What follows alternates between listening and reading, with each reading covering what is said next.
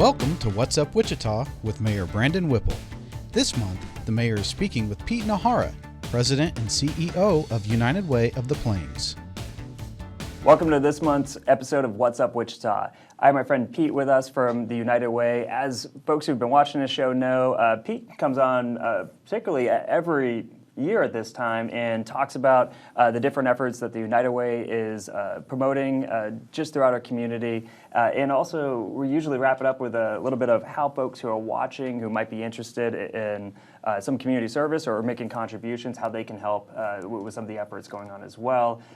It's the season for helping others, but we know that you all at the United Way, you have an entire year of working to help others. So I wanted to jump into some of the programs that you have going on over at the United Way, and then again, let's talk afterwards about what folks can do if they want to be a part of some of these programs. So welcome back. Thank you. We're appreciative that you made time for us. And can you just tell us just some of the highlights of what's been going on most recently about programs that are benefiting our community with the United Way? Yeah, sure. Recently, we've been on the air and at press conferences talking about a couple of our new programs. Recently was Bank on ICT. This is a new program, it's Second Chance Banking, to help those that don't have a bank account have secure financial planning. One of our programs is helping people get their tax return back. If they don't have a bank account, it takes them weeks for a paper check, and then they're taking that paper check to payday loans where they might only see 60% of that check. And so we're going to help them do their tax return, get it electronically deposited in 48 hours, and they get 100% of that return. And they're investing that money right here in the community. And so we're really pleased about Bank on ICT partnering with some of the local banking institutions and the nonprofits to get the clients banked. And I remember you coming in and talking about this program at one of our press conferences. It just is reminiscent of some of the policy discussions we've had throughout the years at different conferences I wind up at. And there's a statistic, it's something like $200 to $300 a year is what folks who without bank accounts are actually paying in fees. And a lot of times to get people who wind up with a checking account and come across some hard times, that account gets closed. And now they're utilizing other financial tools like money orders and so on that costs money every time you use them. This is to help keep folks not only getting back into bank accounts, but also to keep more of their money in their pockets. That's right. It belongs to them to begin with, and they shouldn't be penalized only because they had some challenges earlier in their life with credit. And so we also give them wraparound services. We teach them how to budget. We teach them how to be financially reliable and maintain a decent credit and good relationship with the bank so that their money is secure. And so we're really happy about that. The other new program we announced was over the summer around Juneteenth was Promise on the Plains. So the United Way, through its board, put $100,000 towards investing in a more inclusive community. And so every year we give out 10 $10,000 grants to minority-led nonprofits doing the hard work in some of the underserved communities of Wichita. And that has been a great success. One of the first entities that won was the Wichita Asian Association, for instance. And everybody's familiar with their annual festival. I see you there. Amazing event. They combined it this year with this grant to do an Asian health fair. So they had Asian doctors, they had linguists, translators to help the Asian community come forward and get their flu shot, get a checkup, and we think it's going to strengthen our community because we're only as strong as our weakest link. And so we're really happy to see this investment, we call it Promise on the Plains, in a more inclusive society in the nonprofit landscape. And so we're real happy about that. So that's huge. So that is $10,000 grants going into different nonprofit organizations that specialize particularly in diverse communities throughout Wichita. That's right. For folks who are watching and might be interested in applying for such a grant, how would they go about doing that? Just visiting the website, or is there a time when the application's open? Yeah, there is. And so it is on our website. One of the new things we've done at the United Way is we give out grants 3 times a year now. And so right now, our main grant-making stream, it's called Opportunity on the Plains, is open. You can go to the website. Anybody can apply. We'll do hopefully $4 to $5 million in grants. But some nonprofits do have an advantage if they've been long established with strong management, strong boards, and they'll do quite well in this competitive process. The second way we give out grants is, like I said, Promise on the Plains, that's limited to the underserved communities, minority-led nonprofits who don't have as strong as organizational capacity. So it's their ability to win some funding to tackle the barriers they face that they have seen for decades so that they can one day be up and strong like the United Way or Catholic Charities or Salvation Army. The third way we give out funding, which we're really excited about, we call it Impact on the Plains. It plays on the entrepreneurial spirit of Wichita. Nonprofits pitch in a Shark Tank style competition a new idea or a need that's not currently being served in the community. And we get dozens apply. We come down to 8 finalists and 4 categories, and they pitch live in front of an audience with community judges. And we give each of them $25,000 on the spot. It's almost venture capitalism to seed their idea. So $100,000 goes out that night and go do great new things in new creative ways or solving unmet needs in our community. And we're real excited about that program too. Oh, that's amazing. Wow. And tell us a little bit about one of the more recent programs that United Way has been involved with. We've all heard on the news about this year's flu season just is hitting hard. We know that it's resulting in, sadly, a higher percentage of folks who have been hospitalized with the flu or worse. And you all had a Operation Immunization. Can you tell us a little bit about what that was? Yeah, we do it every October. It's a wonderful partnership with the KU Med School here and the medical students, along with their supervisors, doctors, and nurses. And we partner with 5 local clinics that serve particularly the uninsured. And we purchase 1,000 vaccinations, and we go out across the city in 5 different clinics on a Saturday, and we help the uninsured or the underinsured get a flu shot. This simple $20 service is free to them, but as you know, if they don't get the shot and they come down with the flu, then they're talking about missing days from work, that their child is not going to school, that they miss a paycheck, that they incur medical debt. And so we want to prevent that with a $20 shot. It saves $400 to $500 in losses right on the spot. That's so important, and it's so necessary, particularly in this time of year where people are getting back together and we're seeing these numbers increase. So, really appreciate that the United Way is filling in that gap. Well, holiday season's coming up. Tell us a little more about how folks can get more involved with some of the programming happening at United Way. Yeah, no, especially right now towards the winter and end of year, our 211 social service hotline really will ramp up to help with cold weather issues, helping the homeless find shelter. The top 5 reasons somebody calls the 211 center is usually number 1 will be utilities, and we don't want them to lose heat in the winter. Number 2 is rent, and we don't want them evicted in the winter. Number 3 then is shelter, homelessness. Number 4 is food, the food pantries. And then number 5 is help. They're getting help. They need help with taxes coming up. They know it's end of year. They're getting some paperwork together. And we have a special program I'll talk about later on tax returns. But those 5 areas we know we have to serve because if they miss a utility bill, they miss rent, the cost to deal with a family that's homeless is far more expensive than covering 1 month rent. Keeping them, bridging them through their utilities and rent saves the government and the nonprofits thousands of dollars that result from homelessness. So just for folks, because I talk about 211 often, a lot of times people will reach out to our office and they are looking for direction on, okay, I have this issue, and is there a service out there that can help me with the issue? Right. So 211, just I guess explain that a little bit. I usually tell people that 911 is what you call when there's an emergency. Correct. 211 is when it might feel like an emergency. We're folks who need services, but it's a little more than that as well. That's right. It is the social service hotline. So just like you said, 911 is usually a medical emergency. 211 is for social services, and many times our own police force or fire department will use it when they come across a family in need.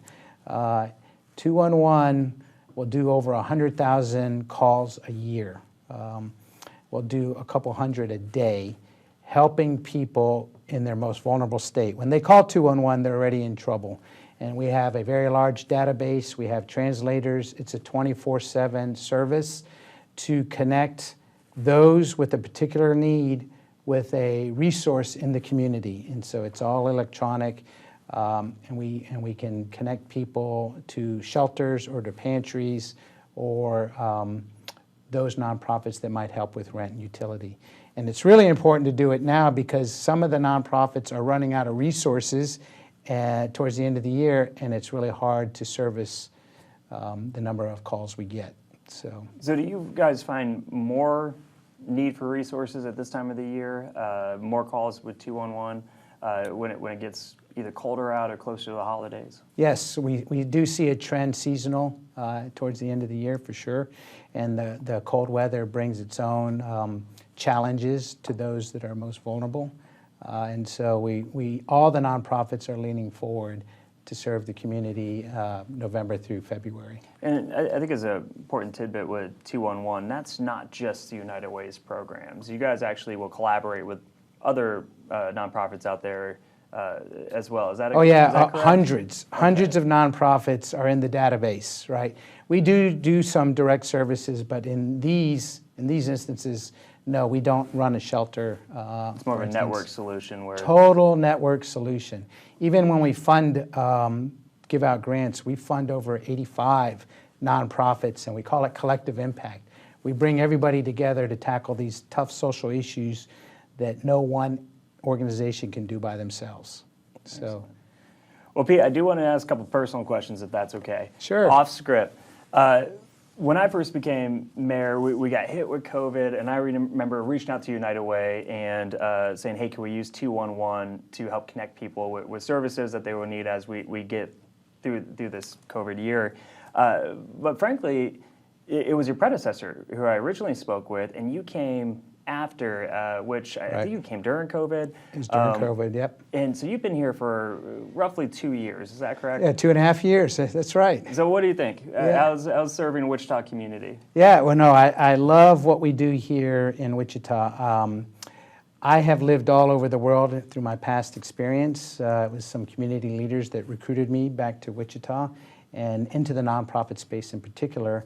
And I love the Midwest culture of people helping people. I've done nonprofit work on the East and West Coast, and it's nothing like what you see in the Midwest, where folks don't hesitate to help. This year we dealt with the Andover tornado, for instance. People were texting and calling me before I even asked for help. And we raised to offer financial assistance, volunteer assistance. How can I help my neighbor? And I think it goes back, this Midwestern ethic goes back, a couple hundred years when farmers were staking their land and they had to build a barn and realize I cannot put up the wall by myself. So other farmers came together and they would have a barn raising, and it wasn't for an exchange of money or anything. Then when his family needed to raise a barn, they'd go help. I think you still see it today in the news. Farmer breaks his leg, can't bring in his wheat. Everybody comes together, harvests the wheat for that family. And I think it's that ethic of people helping people that you still see today. And we see it every day here in Wichita. I mean, just the other day, I was in a coffee shop and the person in front of me offered to buy my cup of coffee. I didn't even know him. He didn't know me, but he was talking to the person in front of him, and it was just a random act of kindness that I'm used to always doing in my role at the United Way. And so it's kind of fun and interesting when somebody reciprocates in unexpected ways. Yeah, so. I'll tell you, people who know me know I'm originally from out of state as well, from the Northeast. Came here after I turned 21 and fell in love with Wichita for a lot of the same reasons that you mentioned. It is that culture of helping each other out in that community, that feeling of community, not just the title of community. And it's where my wife and I, we want to raise our boys with that type of, with those values. So it's great to hear it confirmed with someone else who came here. just a couple of years ago, and we still, particularly through some of the, I would say, craziness over the last couple of years of just all the different stuff That's that right. we've dealt with as a city, watching the community come together. And I love what you're doing with the United Way, because frankly, you give a place for people not only who need services, but as you mentioned, people who want to donate services to gather and actually have that one-stop shop. That's right. You know, the United Way was founded here in Wichita exactly 100 years ago. It was known as the Community Chest. Some business leaders came together and said, we need to help the most vulnerable in the community. So they pooled all their money together in the Community Chest, which became the United Way, and then the Community Chest would allocate funds to the different nonprofits at the time. One of our original funds was the Milk and Ice Fund, and so you can imagine horse-drawn carriages down Douglas delivering free milk and ice to families and business owners that needed that kind of support. Now it's grown into what you know today at the United Way and doing so many other programs. But it's still about the community, and we've been here serving South Central Kansas for 100 years, helping our parents and our grandparents, and we're real excited going into the new year to continue raising resources to help our children and our grandchildren for another 100 years. So Pete, your background, you're in the military, or I used to retired be. military. That's right. You tell us a little bit about that. Which branch? Yeah, I was in the Army. I forgot, we've talked about this because we do some veterans initiatives to help the veterans in our community. And so I did 20 years in the Army, and in that way I moved all over the world. My father was in the service, and so our family was continuous active duty for 50 years. But being raised by him, we moved throughout Asia and Europe as well. And that's why I say I know what right looks like at this point in our lives, and Wichita is a wonderful place to be. In addition to 211, would folks who might be interested in volunteering, would you recommend they go to your website, the United Way, or is there another source that we should put out there? Yes, to our website. We have a brand new manager of our volunteer center. We're going to break another record in running volunteer activities, and so Amy Hawley, that's all she does. We'll organize almost 300 volunteer projects throughout the year with businesses and schools and citizens. We're going to do well over $1 million worth of volunteer service back to the community. It's nearly 100% increase year on year. Part of that is just her professionalism and passion to help others, but also that the community responds when we say there's a need in the community. Can we gather some people to go volunteer? We do a lot of partnerships with our nonprofits. Our Young Leader program has a week called Serve United. And for 1 week, they went to a different nonprofit in our community and volunteered for the evening. On weekends, we use the students in college. Wichita State just had WUSHOC's Big Day. We had almost 200 students come together on a Saturday, and we went to 10 different nonprofits and volunteered. And so volunteering is always still a big way through the United Way. Just dial 211, and we'll tailor-made a volunteer activity for you in your organization based on your needs or causes or passion. So and that brings me, I guess, to my next question. Sometimes you have classrooms or scouting programs or different programs that are youth-based, and they want to do a volunteer-type projects. We have folks who reach out to my office asking, Right. hey, is there anything we do for the city? Does the United Way, are they a resource for folks who might want to bring in like 30 young people for a few hours to knock out a project? Totally. We do a lot of age-appropriate volunteering. We recently had a community leader he was giving a leadership talk at one of the local schools and wanted to incorporate volunteering as part of your growth as a leader.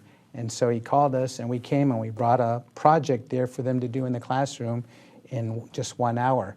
We're working with Wichita State, and the new athletic director, Kevin Sauls, talked about having the athletes be involved in volunteer activities.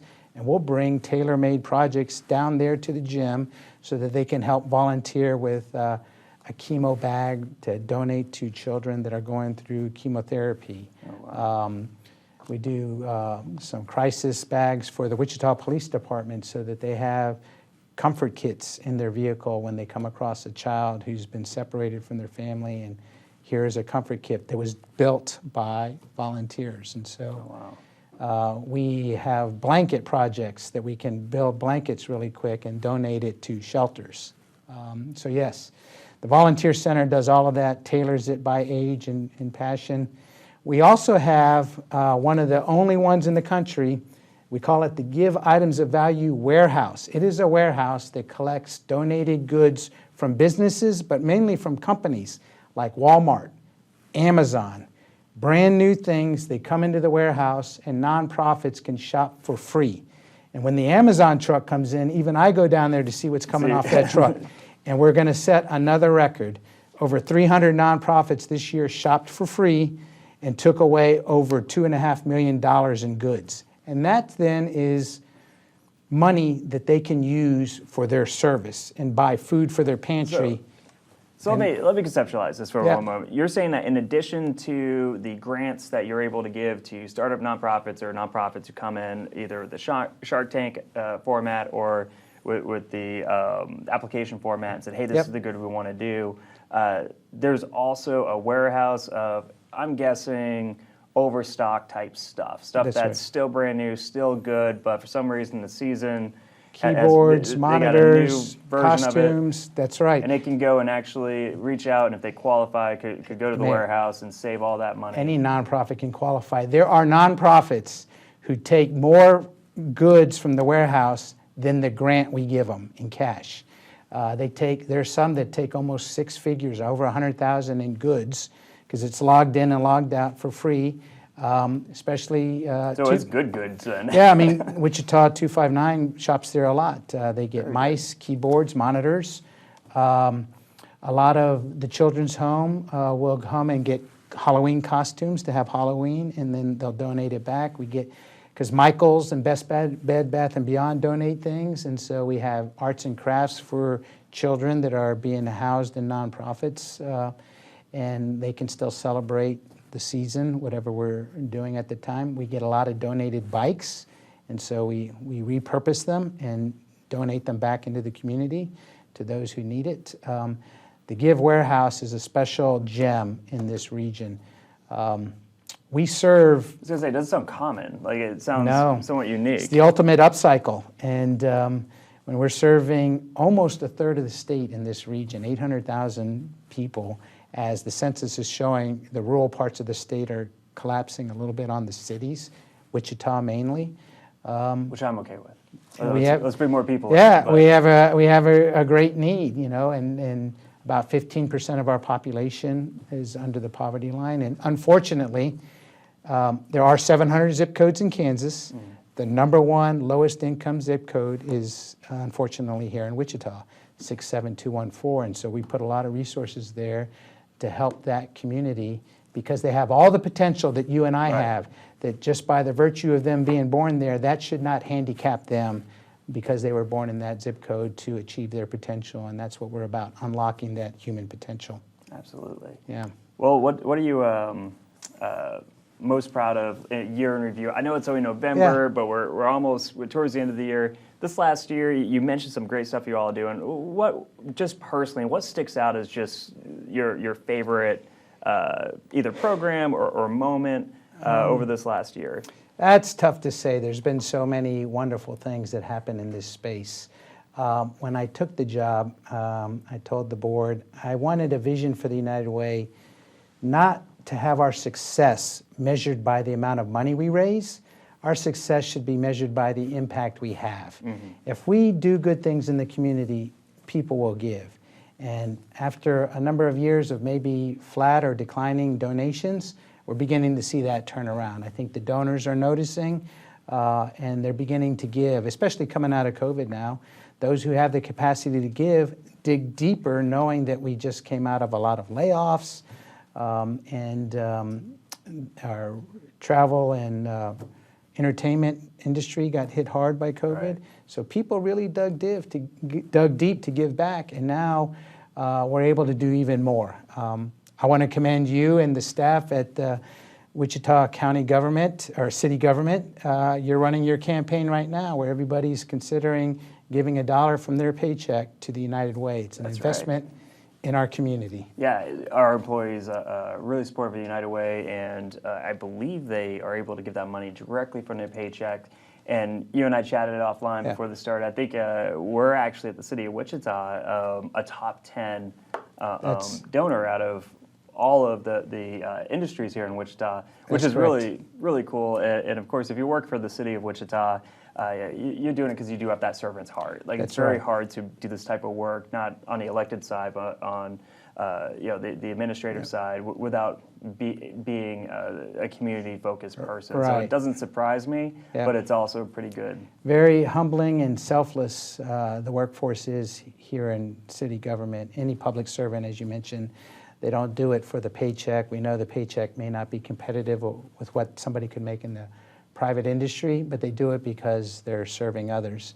And then they still give back to the United Way so that we can help those who have nothing. And so, well, very good. Well, we look forward to having this, having you at our next press conference next time, but also doing the show again, hopefully sooner than a year. But we like that you're back on, and we love hearing about the great work happening at United Way. So thank you for that. Well, thank you for having me, and I hope that as people wrap up the end of the year, they think about giving to their favorite charity, including the United Way. Get your tax deduction and feel good about helping others. Well, very good. Well, that's it for this episode of What's Up Wichita. I want to thank the viewers for just following along with what's happening in our city of Wichita, and also invite you to continue to communicate with us on social media throughout the month, and hopefully we can respond to any questions that you might have. Thanks again, and we look forward to next time.